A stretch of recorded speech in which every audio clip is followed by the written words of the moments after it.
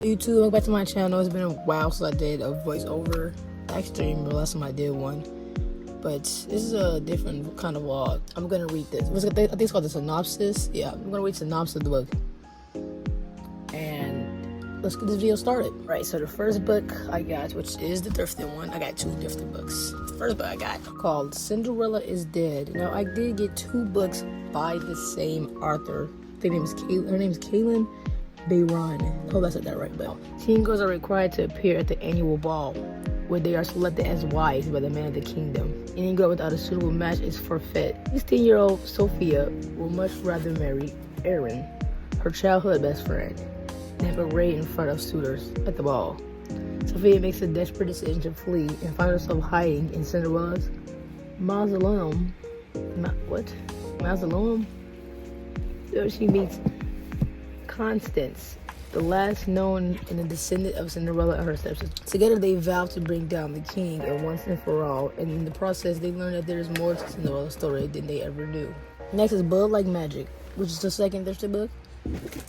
After years of waiting for a calling, a trial which must pass in order to come into their powers, the one thing Voya Thomas didn't expect was to fail.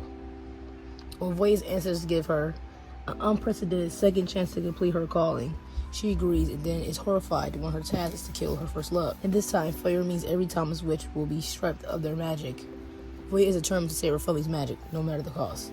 The problem is, Voya has never been in love, so for her to succeed, she will first have to find the perfect guy, and fast.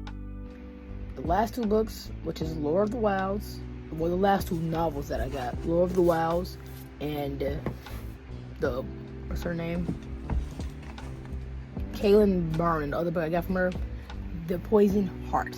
And I'm gonna do a super quick read of these two, okay? In a land ruled by ruthless fae, Laura Alamiu's village is trapped in a forested prison. Laura knows that any escape attempt is futile. Her scars are the testament of her past failures. When her village is threatened, Laura makes a desperate deal with a fae lord. She will not leave her home to catalog an enchanted library that hasn't been touched in 1,000 years. Laura makes a desperate deal with the Fae Lord. She will now leave her home to catalog an enchanted library that hasn't been touched in 1,000 years. No Fae may enter the library, but there's a chance a human might be able to breach the cursed doors. She convinces him that she will risk her life for wealth, but really, she's after that one thing that Fae covet above all: magic of her own.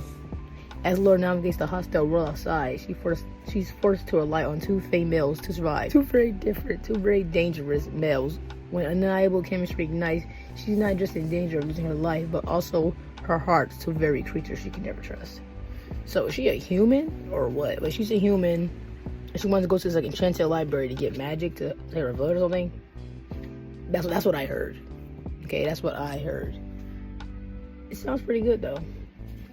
And the next ones are just straight up manga, okay? So two of them are already... Oh, no, I forgot about this one.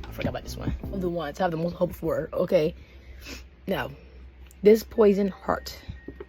Dark magic, a dangerous curse, and an ancient mystery.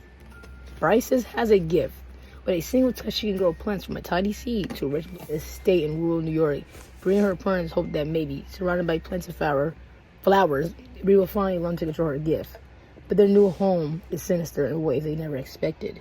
It comes with a mysterious set of instructions and a walled garden filled with the world's most lethal is more than Bree said inherited that she could have imagined, and she's determined to uncover it. From the best-selling author of Cinderella's Dead, told you, comes an enchanting story about a young woman with a unique daily power.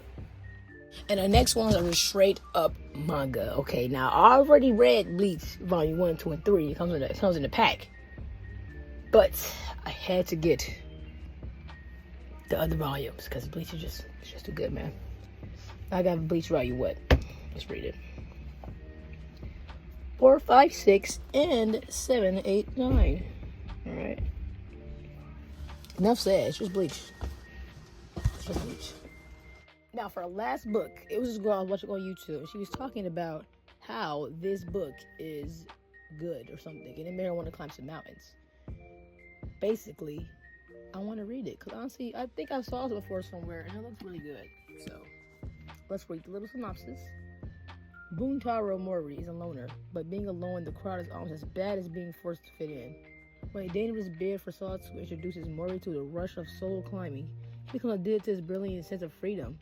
He finds as he pits his body and soul against the heights for him to explode. Why? When his annoying classmate Miyamoto promises to leave him alone forever if he climbs the top of the school, Murray eagerly talks up to the challenge and shocks everyone when he makes it all the way up to the roof.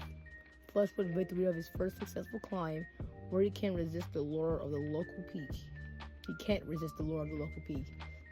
Despite warnings from his more experienced climbers about the risks of climbing alone, Murray doesn't care. A little danger is nothing to face of his new obsession. So yeah, he's basically obsessed with climbing some mountains or something. That sounds really like thrilling in a way. Like that, kind of scary almost. But that's all the books that I got, and yeah, I still got some books to read. I'm looking at them right now. No regrets.